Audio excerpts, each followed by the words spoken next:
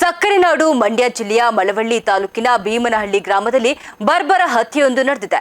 34 ವರ್ಷದ ಮಹೇಶ್ ಎಂಬ ವ್ಯಕ್ತಿಯನ್ನ ಆತನದೇ ಸ್ನೇಹಿತರ ಗುಂಪಿನವರು ಮಾರಕಾಸ್ತ್ರಗಳಿಂದ ಇರಿದು ಬರ್ಬರವಾಗಿ ಕೊಲೆ ಮಾಡಿದ್ದಾರೆ. ಕೊಲೆಯಾದ ಮಹೇಶ್ ತನ್ನ ಸ್ನೇಹಿತನೋರ್ವನ ಅಕ್ಕನಿಗೆ ಪದೇ ಪದೇ ಮೆಸೇಜ್ ಮಾಡುತ್ತಿದ್ದಾನೆಂಬ ಆರೋಪ ಕೇಳಿ ಬಂದಿದೆ. ಈ ವಿಚಾರವಾಗಿ ಆತನ ಸ್ನೇಹಿತರು ಮಹೇಶ್ನ ವರ್ತನೆಯನ್ನ ವಿರೋಧಿಸ್ತಾ ಇದ್ರು.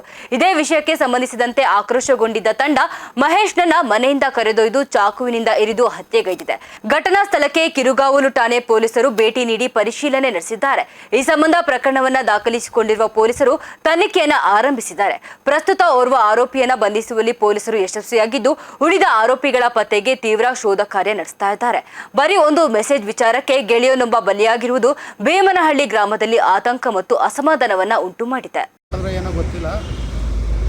ಹೊಡೆದು ಎದ್ದಾಕಂದು ಮಳವಳ್ಳಿ ಹಾಸ್ಪಿಟ್ಲು ಮತ್ತು ಸ್ಟೇಷನು ಎಲ್ಲ ಬಿಟ್ಟು ಜೋರಾಗಿ ಸ್ಪೀಡಾಗಿ ಹೋದ್ರಂತೆ.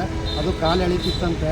ಅವರು KIB ಆಫೀಸ್ ಮುಂಚೆರೋಗಿ ಗಾಡಿ ಆಫ್ ಆಗದೆ ಆ ಸಮಯದಲ್ಲಿ ಹುಡುಗರು ಇಲ್ಲಿಂದ ಅಲ್ಲಿ ಗಾಡಿ ಆಫ್ ಆಯ್ತಲ್ಲ ಅಂತ ಯಾರೋ ನಮ್ಮ ಆಂಬುಲೆನ್ಸ್ ಹುಡುಗರು ಅವರು ಎಲ್ಲ ಹೋಗಿ ನೋಡ್ಲಾಗಿ ಬಾಡಿ ಎಲ್ಲ ಇತ್ತಂತಲ್ಲ, ಬನ್ನಿ ಇಲ್ಲೇ ಹಾಸ್ಪಿಟ್ಲಿದೆ ತೋರಿಸುವ ಇದು ಮಾಡುವ ಅಂತ ಹೇಳ್ಬಿಟ್ಟು ಕರ್ಕೊಬಂದು ಅವ್ರ ಮೇಲೆ ಅನುಮಾನ ಪಟ್ಟು ಪೊಲೀಸ್ನವ್ರಿಗೆ ಇನ್ಫಾರ್ಮ್ ಮಾಡಿ ಅವ್ರನ್ನ ಪೊಲೀಸ್ನವ್ರಿಗೆ ಕೊಡಿಸಿ ಇದು ಮಾಡಿ ಒಂದು ಸ್ವಲ್ಪ ಹೆಲ್ಪ್ ಮಾಡೋರು. 11:11 ಪೊಲೀಸ್ನವರು ಮಳವಳ್ಳಿಯಿಂದ ಫೋನ್ ಮಾಡಿದ್ರು, ಹಿಂಗೆ ಮಹೇಶ ಮರಿ ಅನ್ನೋ ಹುಡುಗ ತೀರೋಗವನೇ ಮಾಡ್ರೇನೋ ಆಗತ್ತೆ ಅಂತ ಅಂದ್ಬಿಟ್ಟು ನಾನು ಅವ್ರ ತಂಗೆ ಅವ್ರ ಮನೆಯವ್ರಿಗೆಲ್ಲ ವಿಚಾರ ತಿಳಿಸ್ಬಿಟ್ಟು ಅವ್ರ ತಂಗೆ ಅವ್ರ ಭಾವ ಎಲ್ಲ ಕರ್ಕೊಂಡು ನಾನು ಮಳವಳ್ಳಿ ಹಾಸ್ಪಿಟ್ಲಿಗೆ ಬಂದೆ. ಅವರು ಮಳವಳ್ಳಿ ಹಾಸ್ಪಿಟ್ಲಿಗೆ ಕರ್ಕೊಬಂದೆ. ಮಳವಳ್ಳಿ ಹಾಸ್ಪಿಟ್ಲಿಗೆ ಬಂದಾಗ ಅವ್ರ ತಂಗೆ ಬಂದು ರಾಜೇಶ ಊಟ ಮಾಡ್ತಾಯಿದ್ದ ಮನೇಲೆ 8:45 ಟೈಮಲ್ಲಿ. ಊಟ ಮಾಡ್ಬೇಕಾದ್ರೆ ರಾಜೇಶ ಮೊಳೆ ಅಂತ ಒಂದು ಫೋನ್ ಬಂತು. ಆ ಟೈಮಲ್ಲಿ ನಾನು ದೇವಸ್ಥಾನಕ್ಕೆ ಬರ್ತೀನಿ, ಮಾರಿಗುಡಿತಕ್ಕೆ ಬನ್ನಿ ಅಂತ ಅಂದ್ಬಿಟ್ಟು ಮಾರಮ್ಮ ಗುಡಿತಕ್ಕೆ ಅಂತ ಹೇಳ್ಬಿಟ್ಟು ಹೋದ.